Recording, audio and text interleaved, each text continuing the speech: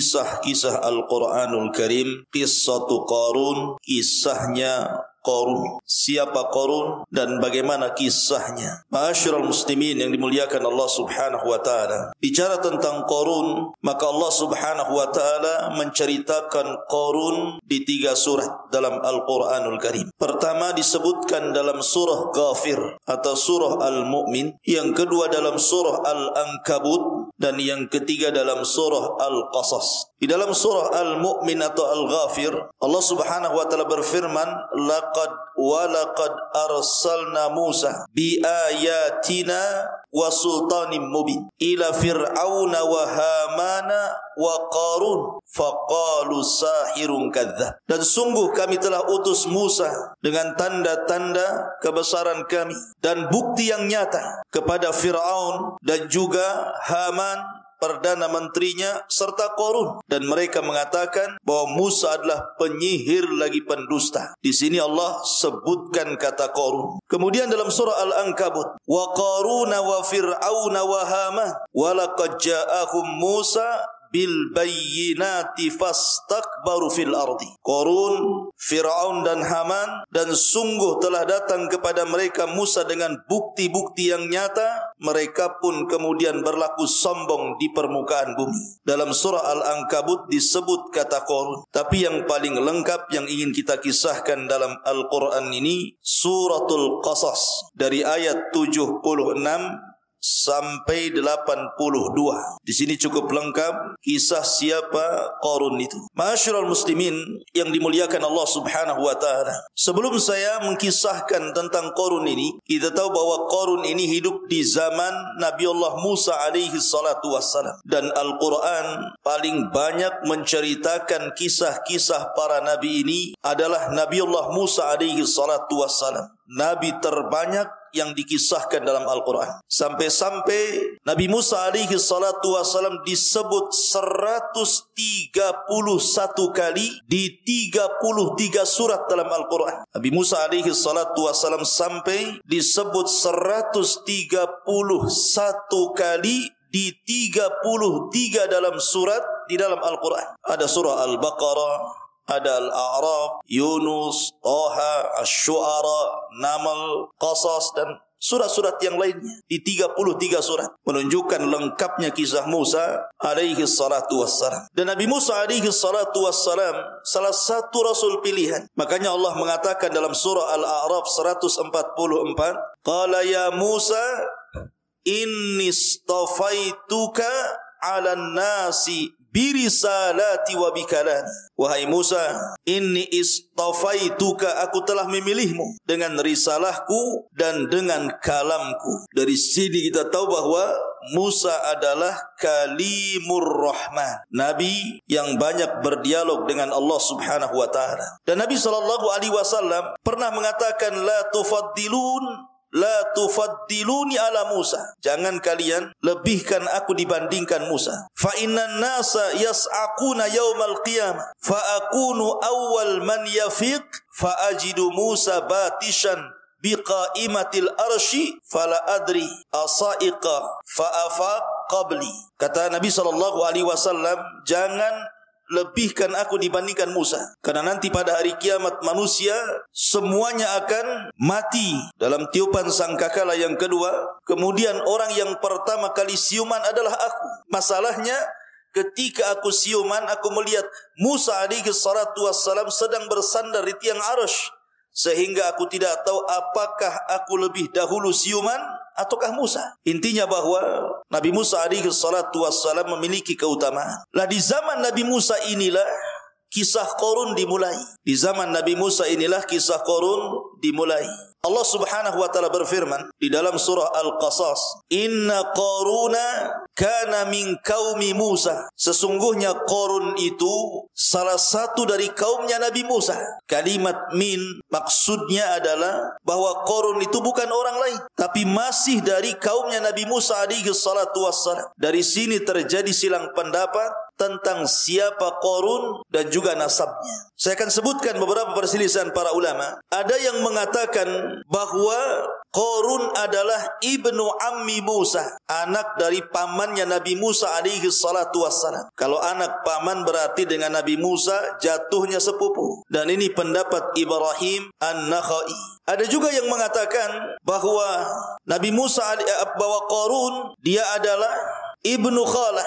Maksudnya anak bibi, anak paman tapi dari jalur ibu, dari Nabi Musa alaihi salatu wassalam. Ada juga yang mengatakan bahwa Qarun adalah pamannya Nabi Musa alaihi salatu wassalam, sebagaimana yang disangkakan Muhammad ibn Ishaq bahwa Qarun itu pamannya Nabi Musa. Dan ada yang mengatakan bahwa Qarun adalah satu di antara kerabat-kerabat Nabi Musa. Dan ada juga yang mengatakan bahwa Qarun orang lain tetapi dia bagian daripada kaumnya Nabi Musa. Tetapi pendapat yang masyhur sebagaimana yang dikatakan Qatadah ibn Di'amah, seorang ulama dunia, mengatakan mufassirin bahwa yang rajih, yang kuat, Qarun itu adalah ibnu ammi Musa. Dia adalah anak dari pamannya Nabi Musa dan dulu dia memiliki gelar Al-Munawwir. Jadi Qarun itu punya gelar Al-Munawwir. Kenapa disebut Munawwir, orang yang bercahaya? Karena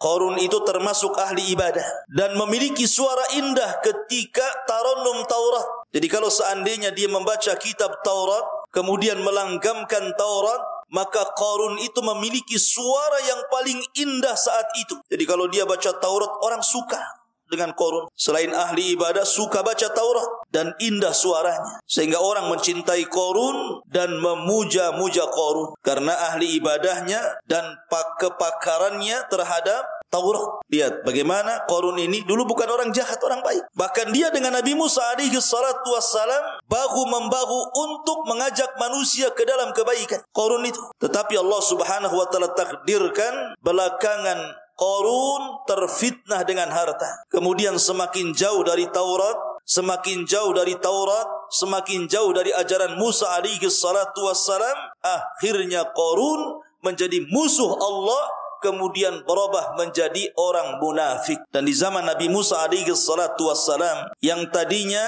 orang baik atau yang tadinya pengikut Nabi Musa kemudian menjadi munafik atau mungkin keluar dari agama Musa itu 3 orang. Pertama Qarun, yang kedua Samiri, dan yang ketiga Bal'am ibn Ba'urah. Bal'am ibn Ba'urah. Pertama Qarun, tadinya orang saleh, orang baik, tetapi jadi munafik, keluar dari ajaran Musa alaihi salatu wassalam. Kemudian Samiri, dulunya termasuk kaumnya pengikut Nabi Musa alaihi salatu wassalam, kemudian malah memurtadkan Bani Israel. Kemudian Bal'am ibn Ba'urah, seorang ahli ibadah yang mengenal Ismul Azam, nama-nama Allah yang agung, belakangan berperang melawan Nabi Musa alaihi salatu wassalam, yang menyebabkan Musa dan Bani Israel akhirnya diberikan ujian Allah Subhanahu wa taala. Ma'asyiral muslimin, ikhwan akhwat yang dimuliakan Allah Azza wa Jalla. Adapun nasabnya, nasab daripada Qarun. Qarun ini dikatakan nasabnya oleh para ulama Qarun ibn Yashub atau Yashur. Qarun ibn Yashub atau Yashur ibn Qahis.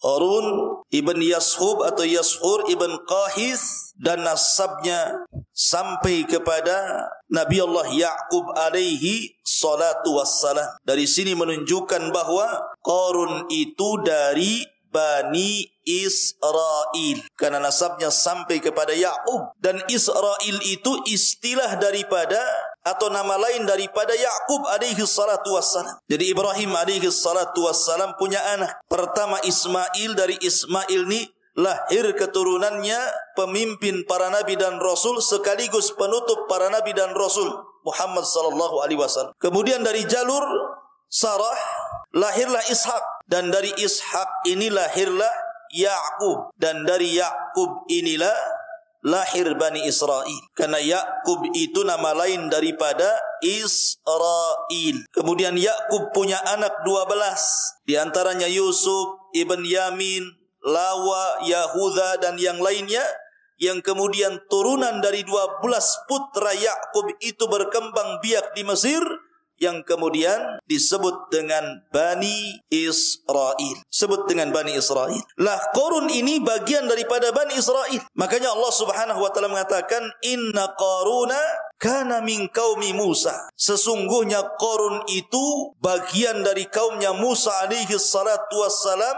Fabagha alaihim, maka dia pun berlaku aniaya, melampaui batas kepada mereka. Ma'asyiral muslimin, ikhwan akhwat yang dimuliakan Allah Subhanahu wa taala. Apa maksudnya melampaui batas di sini? Para ulama mengatakan bahwa Qarun ini diberikan nikmat kekayaan, tetapi justru dengan kekayaannya dia melampaui batas. Dari sini kita katakan bahwa rahasia orang itu melampaui batas karena diberikan nikmat harta. Kalla innal insana la yatgha an ra'ahu istaghna. Sekali-kali manusia itu akan mudah melampaui batas apabila Allah berikan banyak kekayaan kepadanya. Ahli tafsir mengatakan kalimat fabagha alaihim, maka Qarun pun melampaui batas dan menganiaya dirinya. Maksudnya adalah Qarun itu tidak pernah menolong fuqara dan masakin. Tidak punya rahmat sama sekali. Dia tidak mau menginfakkan hartanya untuk membantu fuqara wal masakin. Tagha,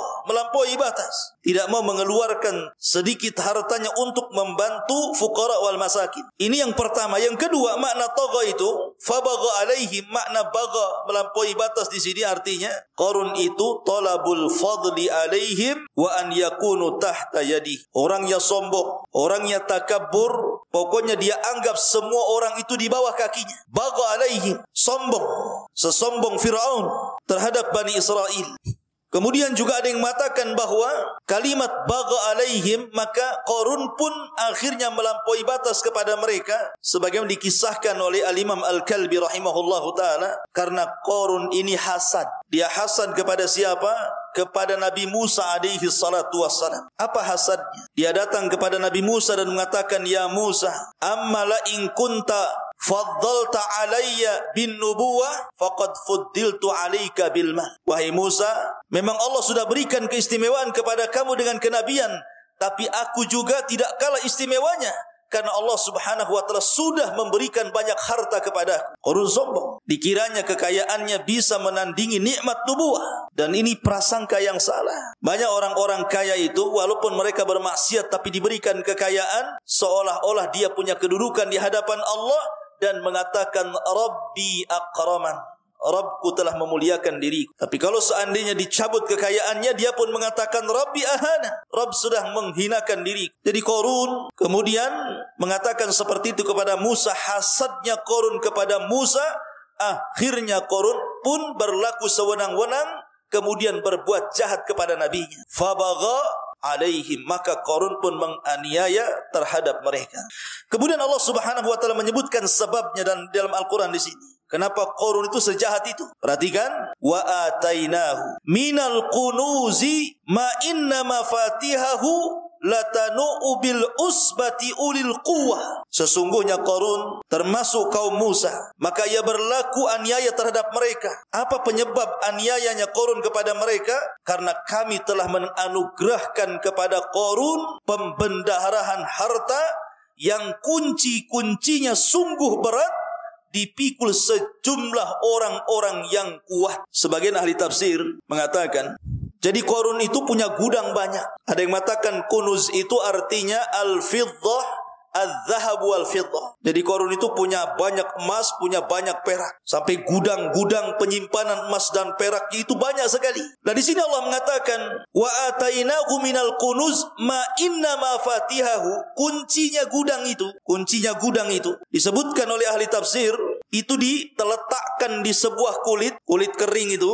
Ya, kemudian diletakkan kuncinya di situ, kemudian dibungkus. Lah, kulit yang dibungkus yang isinya kunci itu tidak bisa dibawa manusia, hanya bisa dibawa baglah. Baglah itu semacam keledai, tapi bukan keledai. Dia di bawah kuda, tapi di atas keledai. Besarnya baglah itu. Jadi kuncinya itu ditaruh di atas, mungkin bahasa kitanya karung goni gitu ya. Kemudian diletakkan di atas baglah itu, dan jumlah baglahnya itu, jumlah keledainya itu, kata para ulama, situna baglah, 60 keledai. Jadi kuncinya saja diletakkan di baglah itu, dan jumlah baglahnya keledainya itu 60. Dan kalau seandainya kuncinya itu dipikul, bukan orang biasa, orang kuat-kuat itu susah untuk dipikul saking beratnya. Itu baru kuncinya.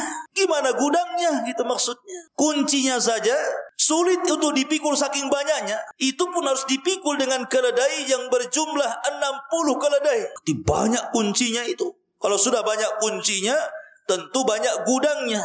Kalau sudah banyak gudangnya, berarti banyak emas dan peraknya. Makanya kenapa harta Qarun terkenal sampai hari ini. Kalau antum nemu dompet di jalan, dapat harta Qarun. Bukan, itu harta orang, bukan harta Qarun. Saking terkenalnya Qarun itu, setiap orang menggali tanah dapat harta, langsung dikatakan harta Qarun. Saking kayanya Qarun itu, sampai Allah Subhanahu wa taala mengabadikan dalam Quran dan diceritakan sampai hari ini. Ma'asyiral muslimin yang dimuliakan Allah Azza wa Jalla. Lah Qarun ini ikhwatu fiddin muliakan Allah Azza wa Jalla, dinasihati orang baik. Datang orang saleh. Karena ketika itu Bani Israel terbagi menjadi dua ketika mensikapi Qarun itu. Ada orang-orang saleh, ahli ibadah, orang-orang yang berakal. Ada orang-orang yang tidak saleh, jahat, ingin jadi pengikutnya Qarun. Lah orang-orang yang baik, orang-orang yang saleh ini berusaha menasihati Qarun. Apa kata mereka? Idz qala lahu qaumuhu, ketika berkata kepada Qarun kaumnya yang baik itu, la tafrah, hei Qarun, jangan bahagia dulu dengan hartamu itu. Innallaha la yuhibbul farihin, karena Allah Subhanahu wa taala tidak menyukai orang yang senang karena membanggakan diri. Senang itu tidak tercela pada dasarnya. Seperti Sulaiman, ketika Nabi Allah Sulaiman ketika membawa pasukannya untuk perang, tiba-tiba ada semut dan kelompoknya sedang berada di jalan raya kan. Apa kata pimpinan semut? Udkhulu masakinakum la yakhtimannakum Sulaiman wa junuduhu wa hum la yash'urun. Cepat masuk ke lubang kalian, masuk ke rumah-rumah kalian. Jangan sampai Sulaiman dan tentaranya menginjak kalian sementara mereka tidak tahu kalau kalian diinjak mereka. Sulaiman dengar, kupingnya itu apa yang dikatakan pimpinan semut itu. Maka apa? Tiba-tiba Sulaiman tertawa, tersenyum. Fatabassama dhahikan min qawlihi. Sulaiman pun tersenyum kemudian tertawa karena melihat ucapan semut. Sulaiman senang tidak ada masalah. Tapi kalau seseorang tertawa atau tersenyum karena membanggakan diri, itu tak boleh, nanti seperti Qarun. Ma'asyiral muslimin, kemudian setelah dinasihati, jangan bangga dulu ya Qarun. Allah itu tidak suka dengan orang yang suka membanggakan diri. Kemudian dinasihati lagi. Wabtaghi fima atakallah. Wabtaghi fima atakallahu daral akhirah. Wahai Qarun, carilah pahala untuk negeri akhirat. Wala tansa nasibaka minad dunya. Akan tetapi jangan pula kau lupakan bagianmu di dunia. Wa ahsin kama ahsanallahu ilaik. Wala tabgil fasada fil ardi. Innallaha la yuhibbul mufsidin. Dan berbuat baiklah sebagaimana Allah telah berbuat baik kepada anda wahai Qarun, dan janganlah berlaku kerusakan di bumi karena Allah tidak suka orang yang berbuat kerusakan. Lihat di sini ada beberapa nasihat. Orang-orang baik ini mengatakan, wahai Qarun, pertama, kau boleh mencari harta, kau boleh kaya, tetapi tujuan mencari hartamu itu adalah wabtaghi fima ataqallah daral akhirah. Tujuanmu harus akhirat dulu. Ini nasihat yang pertama. Kau boleh cari harta, kau boleh jadi orang kaya, tapi tujuan mencari harta dan kekayaan itu ingat, bukan untuk hidup di dunia, tapi untuk hidup di akhirat. Ini yang pertama. Yang kedua, wala tansa nasibaka minad dunya. Siapa yang melarang kamu untuk kaya Qarun? Silahkan kaya, silahkan. Kamu boleh kemudian membeli rumah yang bagus, kendaraan yang indah, pakaian yang bagus, yang indah, tidak ada masalah, tidak dilarang orang itu membeli rumah bagus, kendaraan bagus, pakaian yang bagus, tidak dilarang. Siapa yang melarang? Fa bi ni'mati rabbika fahaddits. Dengan nikmat Allah itu kita boleh menampakkannya. Akan tetapi tentu tujuan awal jangan dilupakan bahwa harta itu hakikatnya kendaraan kita untuk menuju surga, bukan untuk memasukkan ke neraka. Kemudian yang ketiga, wa ahsin kama ahsanallah. Berbuat baiklah Qarun. Lihat orang-orang miskin di sekitarmu, lihat orang-orang fakir di sekitarmu. Mereka memerlukan dirimu, mereka berhajat kepadamu, sedekahkan hartamu kepada mereka. Kama ahsanallah, sebagaimana Allah telah berbuat baik kepada. Kemudian nasihat yang keempat, wala tabgil fasada fil ardi. Dan Qarun, Qarun, jangan kau berbuat kerusakan, jangan kau sombong congkak di permukaan bumi ini, karena Allah tidak suka orang yang melakukan kerusakan. Berarti di sini ada 4 nasihat ya. Pertama, saya ulangi, carilah pahala untuk negeri akhirat. Yang kedua, kau boleh tidak melupakan dunia, akan tetapi ingat dunia itu kendaraan untuk akhirat. Kemudian yang ketiga, berbuat baik kepada manusia, tolong orang-orang susah itu, wahai Qarun. Kemudian yang terakhir, jangan kau merusak di permukaan bumi dengan kekayaanmu itu. Makanya Rasul mengatakan, malun salih li rajulin salih. Harta yang baik itu kalau dibelanjakan orang baik. Tapi lihat jawaban Qarun. Ini harusnya Qarun berterima kasih ya, dinasihati. Tapi Qarun tidak berterima kasih, kufur dia. Apa kata Qarun? Qala innama utituhu ala ilmin indi. Qarun pun berkata, sesungguhnya aku diberikan harta itu semata-mata karena pengetahuan yang ada padaku. Masa aku titelnya S1 masa nggak bisa kaya? Aku kan S1. Ini kekayaan itu karena saya kuliah, makanya saya cerdas, saya buka perusahaan, akhirnya saya kaya. Seperti itu. Karena saya S3, akhirnya saya mencalonkan jadi gubernur, kemudian kaya. Ya wajarlah. Karena ilmu, skill saya, sekolah saya. Oh, itu sombong tuh. Lah Qarun tuh kayak itu.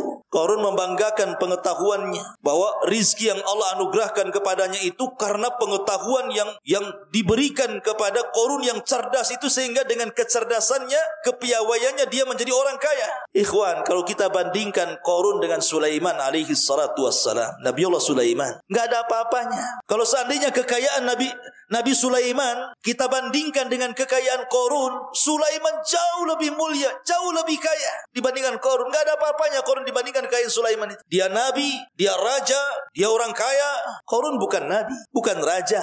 Ada yang mengatakan dia dulunya pesuruh Fir'aun untuk memata-matai Bani Israel. Akhirnya Fir'aun ngasih uang banyak jadi kaya. Jadi kalau kita pikir bahwa Sulaiman itu jauh lebih kaya dibandingkan Qarun, tapi lihat apa kata Sulaiman ketika Allah anugerahkan nikmat kepada dia.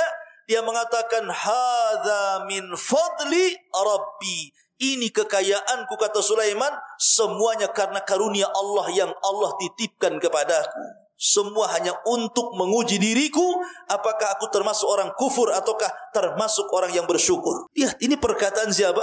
Nabiullah Sulaiman. Tapi Qarun menasabkan kekayaan kepada dirinya, bukan kepada Allah, dan mengatakan innama utituhu ala ilmin indi, katanya. Harta ini ku dapat karena aku orang cerdas. Maka Allah Subhanahu wa taala menyindir Qarun dan mengatakan, awalam ya'lam anna Allah qad ahlaka min qablihi minal qurun ma huwa ashaddu minhu quwwatan wa aktsaru jam'an wa la yus'alu an dzunubihimul mujrimun. Kemudian Allah Subhanahu wa taala mengingatkan sejarah kepada Qarun. Sejarah ini penting, ikhwan. Lihat bagaimana tariqah Allah Azza wa Jalla. Tidakkah wahai Qarun kau tahu bahwa Allah Subhanahu wa taala telah membinasakan umat-umat sebelumnya yang lebih kuat daripadanya dan lebih banyak hartanya, dan orang-orang yang berdosa itu tidak perlu ditanya tentang dosa-dosa mereka. Artinya orang-orang yang Allah berikan kekayaan, orang-orang yang Allah berikan jabatan, tetap saja Allah azab. Maka kau jangan seperti mereka. Ada kok orang yang lebih kaya dari kamu, hai Qarun, lebih hebat dari kamu, hai Qarun, toh juga mereka akan diazab sebagaimana kau juga akan diazab. Jadi diingatkan sejarah, ikhwan. Sejarah itu madrasah. Kita lihat orang-orang sebelum Qarun. Fir'aun ketika ditenggelamkan, Qarun melihat bagaimana Fir'aun itu ditenggelamkan. Dan Fir'aun itu sangat sombong sekali dengan kekuasaan sebagai Raja Mesir. Sampai saking sombongnya, dia mengatakan kepada orang-orang, sesungguhnya sungai Mesir itu, inna hadhil anhar tajri min tahti. Sungai satu Mesir itu berjalan di bawah kakiku, kata Fir'aun. Sombong dia. Akibat sombongnya apa yang terjadi? Ketika dia mengatakan bahwa seluruh sungai Mesir di bawah kakinya, Allah tenggelamkan pula dengan sungai itu sendiri. Allah tenggelamkan dengan Laut Merah. Namrud, ketika dia mengatakan ana uhyi wa umit, di hadapan Ibrahim dia mengatakan saya bisa menghidupkan dan bisa mematikan. Kata Ibrahim, bagaimana caranya? Oh, datangkan kemari 2 orang dari penjara, kemudian dibunuh satu, dilepaskan satu. Kata Namrud, ana uhyi wa umit, aku menghidupkan dan mematikan, katanya. Lihat, yang satu mati, yang satu hidup, katanya. Itu Namrud. Ketika dia mengatakan ana uhyi wa umit, apa yang terjadi? Allah Subhanahu wa taala kirim ba'udah, kirim nyamuk, kemudian masuk di telinganya, kemudian masuk ke dalam otaknya, digerogoti otaknya. Pusing dia mengeluarkan seekor nyamuk dari kepalanya, tidak bisa-bisa. Akhirnya setiap hari digedar-gedorkan ke tembok tuh. Sampai suatu ketika dia tidak tahan, nyamuknya ini menggigit-gigit otaknya. Dia katakan kepada pembantunya, ambilkan sandal, pukullah kepalaku. Rupanya dipukul sama sandal pembantunya, mati. mati Namrud. Ya. Namrud mati dengan seekor nyamuk yang mengatakan ana uhyi wa umit, katanya. Saya bisa menghidupkan dan saya bisa mematikan. Mati dengan seekor nyamuk. Subhanallah, sombong. Maka Qarun juga sama. Ketika dia mengatakan innama utitu min ilmin indi, harta ini datang karena pengetahuanku, bukan dari Allah Subhanahu wa taala. Maka apa yang terjadi? Fa khassafna bihi wa bidarihil ardha. Kami tenggelamkan Qarun dan seluruh kekayaan. Nanti kisahnya di akhir. Tapi yang jelas bahwa Qarun diingatkan tentang sejarah umat dulu. Ma'asyiral muslimin, ikhwan akhwat yang dimuliakan Allah Azza wa Jalla. Kemudian Allah katakan, fa kharaja ala qaumihi fi zinatihi. Qala alladziina yuriduna al-hayata ad-dunya ya laita lana mithla ma utiya Qarun innahu ladzu haddin 'adzim. Suatu ketika Qarun ini keluar, ingin ria, ingin dipandang orang pakai pakaian yang paling bagus gitu kan. Mungkin mereknya belum dicabut, masih nyantol. Dia keluar tuh dengan ratusan pembantunya, ratusan budak-budaknya, ribuan kekayaannya, ratusan kendaraannya, beriring-iringan, pawai, diperlihatkan kekayaannya kepada Bani Israel. Lihat, aku orang kaya, maksud. Fa kharaja ala qaumihi fi zinatihi. Maka keluarlah dia Qarun kepada kaumnya dengan kemegahannya. Orang-orang yang menginginkan kehidupan dunia berkata, mudah-mudahan kita mempunyai harta kekayaan seperti apa yang diberikan kepada Qarun. Sesungguhnya dia benar-benar mempunyai keberuntungan yang besar. Jadi ketika orang-orang melihat iring-iringan Qarun yang panjang sekali itu, dengan untanya, dengan kudanya, dengan himarnya, dengan kekayaannya, dengan pembantunya, dengan pasukannya itu, maka Bani Israel terbelah menjadi dua. Ada yang memang hatinya terkalahkan dengan dunia, melihat hal itu, kapan aku ingin kayak Qarun itu. Ada orang yang seperti itu. Kapan aku kayak dia gitu ya. Sama, hati-hati antum. Kadang-kadang antum pulang punya tetangga kaya raya, motor bagus, mobil bagus gitu kan. Kapan aku kayak dia, katanya. Susah kali aku kayak dia. Kadang-kadang ada hatinya seperti Bani Israel yang melihat Qarun itu. Tetapi ada juga orang-orang baik, tidak silau dengan dunia. Apa kata mereka? Wa qala alladziina utul ilma wailakum thawabullahi khairun liman amana wa amila salihan wala yughaqaha illa sabirun. Tetapi orang-orang yang dianugerahkan ilmu berkata, celakalah engkau, ketahuilah pahala Allah lebih baik bagi orang-orang yang beriman dan mengerjakan kebaikan, dan pahala besar itu hanya diperoleh orang-orang yang sabar. Jadi manusia terbelah menjadi dua, ada yang soleh, ada yang toleh. Tahu toleh? Toleh, orang jahat. Ya. Akhirnya suatu ketika diriwayatkan, ikhwan, Qarun ini dia hendak memfitnah Nabi Musa alaihi salatu wassalam. Dengan cara apa? Karena dia hasad dengan Nabi Musa alaihi salatu wassalam, maka Qarun ingin memfitnah Nabi Musa bahwa Musa itu berzina dengan seorang wanita. Jadi dia menyewa perempuan pelacur, kemudian dibayarnya sekian emas dan perak agar mengatakan di hadapan manusia bahwa dia sudah berzina dengan Nabi Musa. Lihat, siasat liciknya Qarun untuk menyakiti Nabi Musa, nabinya sendiri Musa alaihi salatu wassalam. Akhirnya wanita ini kemudian deal-dealan dengan Qarun. Kata Qarun, deal or no deal? Deal sajalah, karena tengok emas sama perak yang banyak. Dari sini Qarun mempersiapkan siasat besar. Dia membuat pesta yang sangat besar. Walaupun riwayat ini memang riwayat Israiliyat, sekali lagi tidak ada dalam kutubus sittah, tapi ini riwayat Israiliyat saja. Saya sebutkan sebagai pengetahuan saja. Dia membuat pesta besar, diundangnya Musa alaihi salatu wassalam. Diundang Nabi Musa alaihi salatu wassalam. Kemudian Musa pun datang. Tiba-tiba kemudian wanita ini datang dan hampir-hampir kemudian menuduh Musa berzina dengan dia. Maka manusia di tengah-tengah orang ramai, seorang wanita mengatakan saya berzina dengan Nabi Musa. Apa marwahnya Musa, Cok? Mau kemanakan kehormatan Musa? Seorang Nabi. Tetapi Nabi Musa alaihi salatu wassalam berlindung, a'udzu billahi mink innani la aqrabu hadhil fawahish. Aku berlindung kepada Allah dari kamu, karena saya tidak pernah melakukan fahisyah seperti ini, perzinahan seperti ini. Faqala lahu Qarun. Qarun pun mengatakan, inna bani Israel yaz'umuna annaka fajarta bifulana. Bani Israel menyangka engkau sudah melakukan kefajiran dengan seorang wanita. Kata Nabi Musa alaihi salatu wassalam, datangkan wanita itu. Kalau memang betul-betul aku berzinah dengan dia, datangkan wanita itu. Maka ketika wanita itu datang, melihat Nabi Musa, ketakutan wanita itu. Maunya dia menuduh Nabi Musa telah berzina dengan dirinya, karena lihat Nabi Musa, karismanya, ketakutanlah dia kepada Nabi Musa. Tidak jadi dia ngomong saya berzina dengan Nabi Musa, justru dia mengatakan, sebenarnya aku disuruh Qarun untuk mengatakan aku berzina dengan Nabi Musa karena mendapatkan ini dan itu.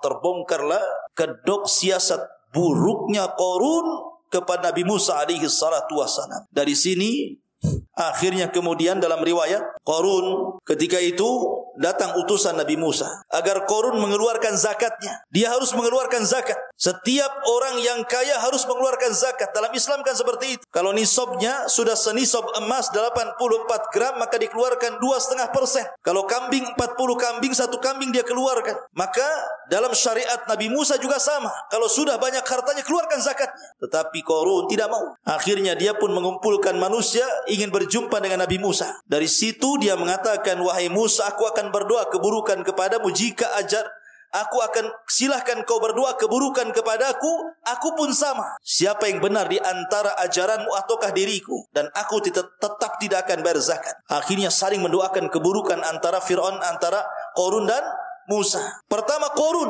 dia mendoakan keburukan kepada Nabi Musa alaihi salatu wassalam, tetapi Allah subhanahu wa ta'ala tidak mengijabah sama sekali. Tidak diijabah sama sekali. Sekarang giliran Musa berdoa keburukan kepada Qarun. Dari situlah kemudian bumi bicara dan mengatakan, wahai Musa, Allah sudah perintahkan kepadaku untuk taat kepadamu. Perintahkan apa saja kepadaku, kata bumi. Dari sinilah Allah subhanahu wa ta'ala kemudian mengazab Qarun. Apa kata Allah subhanahu wa ta'ala? Fakhasafna bihi wa bidarihil arda. Maka Musa mengatakan, wahai bumi, telanlah Qarun dan seluruh kekayaannya. Ketika Musa memerintahkan bumi seperti itu, maka Allah firmankan, fakhasafna bihi wa bidarihil arda.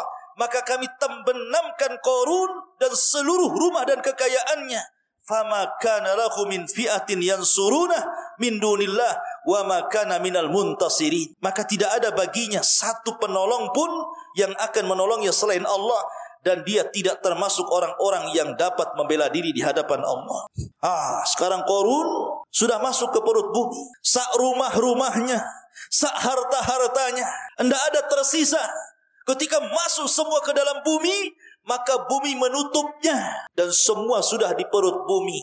Maka siapapun yang dapat harta dari perut bumi, orang-orang menyangkanya sebagai harta Qarun. Ini harta Qarun. Sampai-sampai kalau seandainya digali di samping Jabal Uhud ini, rupanya ada emas di bawah pohon, dibilang harta Qarun. Dari mana Qarun itu? Di Mesir. Kenapa pula sampai Tiban? Ma'asyiral muslimin yang dimuliakan Allah Azza wa Jalla. Tapi saking masyhurnya, pokoknya setiap dapat harta di bawah bumi dibilangnya harta Qarun. Saking masyhurnya kisah ini. Ketika betul-betul Qarun diazab, ikhwan, ini orang-orang yang tadinya ngomong, kapan aku seperti Qarun? Kapan aku seperti Qarun? Ketika melihat azab yang Allah timpakan kepada Qarun, apa yang terjadi? Wa asbahal ladzina tamannau makanata bil amsi yaquluna waika anna Allah yabsutur rizqa liman yasha min ibadihi wa yaqdir laula an manna Allahu alaina la khasafa bina waika annahu la yuflihul kafirun. Dan orang-orang yang beriman dan orang-orang yang kemarin mengangan-angankan kedudukannya seperti Qarun tiba-tiba berkata, aduhai, benarlah kiranya Allah yang melapangkan rizki bagi siapa yang dia kehendaki di antara hamba-hambanya, dan membatasi bagi siapa yang dikehendaki di antara hamba-hambanya. Karena sekiranya Allah tidak melimpahkan karunia pada kita, tentu dia telah membenamkan kita pula di sini. Aduhai, benarlah kiranya tidak akan beruntung orang-orang yang mengingkari nikmat Allah. Artinya di sini, ikhwan, kalau seandainya setiap orang yang minta harta itu Allah berikan harta yang dimintanya, setiap orang yang minta kekayaan Allah berikan kekayaannya, maka satu dunia pasti orang akan bejat, pasti orang akan jahat dan kufur. Makanya kenapa Allah subhanahu wa ta'ala membagi nikmat itu? Karena sebuah hikmah. Ada orang yang kalau tidak diberikan kekayaan bisa kufur. Ada pula orang yang kalau dilimpahkan kekayaan dia pula jadi kufur. Makanya kenapa Allah subhanahu wa ta'ala takdirkan ada si kaya, ada si miskin. Karena terkadang ada orang miskin kalau dikasih kekayaan jangan-jangan makin jauh dari Allah, sebagaimana orang kaya kalau dimiskinkan makin jauh daripada Allah. Semua nikmat itu sudah dibagi-bagi Allah secara rata dan adil, baik kepada si miskin ataupun si kaya. Jangan kira orang kaya itu lebih nikmat dibandingkan orang miskin. Siapa bilang? Saya contohkan. Terkadang ada orang kaya sanggup dengan uangnya membeli macam lauk pauk di mejanya. Mungkin 200-300 macam lauk pauk. Mulai dari rendang sampai ikan asin ada semua di situ. Tapi terkadang Allah kunci lisannya. Tidak ada satu makanan yang bisa dimakan. Makan ini darah tinggi naik. Makan ini kolesterol naik. Makin ini stroke bisa mati aku naik nanti. Ada orang sanggup membeli makanan dengan berbagai macam lauk pauk, ujung-ujungnya makan kentang rebus. Gak bisa dimakan tuh yang enak-enak itu. Nikmat gak tuh? Tapi ada orang miskin, dia gak sanggup membeli makan sebanyak itu, tapi kalau diberikan makan sebanyak itu, pasti akan habis sak piring-piringnya. Terkadang ikhwan, maknanya apa? Yang satu diberikan kenikmatan yang lain, yang satu diberi kenikmatan lain pula. Itulah keadilan nikmat. Ada orang kaya, rumahnya bagus, gedong, kamarnya lebar, AC-nya 5, kayak kutub, dingin. Kayak kalau masuk kayak burung kutub dinginnya itu. Tapi kemudian Allah Subhanahu wa ta'ala takdirkan tidak bisa tidur. Kan ada orang kaya itu susah tidur. Rumahnya bagus, kasurnya empuk, AC-nya 5. Tidak bisa tidur kecuali minum pil, baru bisa tidur. Tapi ada orang miskin, sudah nyewa, atapnya pakai seng. Sekali tidur 2 detik langsung orok. Tidur subuh, bangun subuh. Lama kali tidurnya. Ada orang yang seperti itu. Tidak perlu kamar bagus-bagus ada AC. Pokoknya ada bantal saja langsung ngorok dia. Lihat bagaimana Allah memberikan kenikmatan itu sudah dibagi rata. Seadil-adilnya gitu kan. Makanya di sini Allah mengatakan. Dan orang-orang yang kemarin mengangan-angankan kedudukannya seperti Qarun berkata, aduhai benarlah kiranya Allah melapangkan rizki bagi siapa yang dikehendaki di antara hamba-hambanya. Dan membatasi bagi siapa yang dikehendaki di antara hamba-hambanya. Kenapa yang ini dibatasi, yang ini tidak? Karena dikhawatirkan kalau semua orang diberikan permintaan kekayaannya, satu bumi ini bisa kufur, ikhwan. Makanya kenapa Allah Subhanahu wa ta'ala mengingatkan di banyak ayatnya dalam Al-Quranul Karim tentang bahayanya seseorang itu kemudian mencintai hartanya berlebihan. Seperti Allah Subhanahu wa ta'ala berfirman dalam sebuah ayat dalam Al-Quranul Karim, kalla innal insana la yatgha an ra'ahu stagna. Sekali-kali manusia itu mudah melakukan atau melampaui batas jikalau Allah Subhanahu wa ta'ala memberikan banyak kekayaan kepadanya. Kemudian yang terakhir, Allah Subhanahu wa ta'ala dalam ayat yang terakhir mengatakan, tilka darul akhirah naj'aluha lilladzina la yuriduna uluwan fil ardi wala fasadan wal akibatu lil muttaqin. Negeri akhirat ini kami jadikan bagi orang-orang yang tidak menyombongkan dirinya dan tidak berbuat kerusakan di bumi, dan kesudahan yang baik bagi orang-orang yang bertakwa. Dari sini ikhwatu fiddin yang dimuliakan Allah Azza wa Jalla, ada beberapa faedah. Ada 5 faedah. Pertama, bahwa harta itu terkadang menjadikan orang itu rugi dunia dan rugi akhirat. Terkadang sahibul mal, pemilik harta itu justru mengalami kerugian dunia dan kerugian akhirat. Sudah rugi di dunia, rugi di akhirat. Yang kedua, bahwa banyaknya harta itu bukan dalil bahwa Allah Subhanahu wa ta'ala cinta dan ridho kepadanya. Bukan. Karena harta itu sesuatu yang berserikat antara mukmin dan kafir, antara binatang dan manusia. Tetapi kemuliaan harta itu kepada siapa yang memegangnya. Harta yang baik karena dipegang orang baik. Yang ketiga, bahwa maksiat yang paling disegerakan di permukaan bumi ini adalah melampaui batas dan kezaliman. Lihat Qarun, sebelum mendapatkan adab akhirat, Allah segerakan adabnya di dunia. Karena Rasul mengatakan tidak ada satupun dosa yang disegerakan azabnya di dunia sebelum akhirat. Satu, orang yang melampaui batas ataupun orang zalim, dan yang kedua, orang yang memutuskan silaturahim. Kemudian yang ketiga, Anda harus tahu bahwa Allah itu ketika memberikan harta ataupun rizki, Allah berikan kepada siapa yang dikehendaki, dan Allah Subhanahu wa ta'ala tahan kepada siapa yang dikehendaki karena sebuah hikmah dan kebaikan bagi hambanya. Dan yang terakhir, harta ini adalah alat mudahnya seseorang tergelincir, di mana sirru tughyan, rahasia seseorang itu mudah melampaui batas karena Allah Subhanahu wa ta'ala memberikan kekayaan. Dan hisab bagi orang yang diberikan kekayaan itu akan berat karena akan diberikan 2 pertanyaan. Dari mana kau dapatkan harta itu dan kemana kau belanjakan harta itu. Maka Qarun adalah pelajaran besar yang kita kaji di malam hari ini. Bagaimana Qarun yang kufur kepada Allah Subhanahu wa ta'ala karena tidak pernah mensyukuri nikmat harta, tidak pernah mengeluarkan zakatnya, tidak sayang dengan fuqara wal masakin, menentang Nabi dan ajaran Tauratnya, Akhirnya Allah Subhanahu wa taala kirim adab kepada Qarun. Fa khassafna bihi wa bidarihil ardh. Kami tenggelamkan Qarun dan seluruh hartanya ke dasar bumi. Taib. Ini kajian kita di malam hari ini.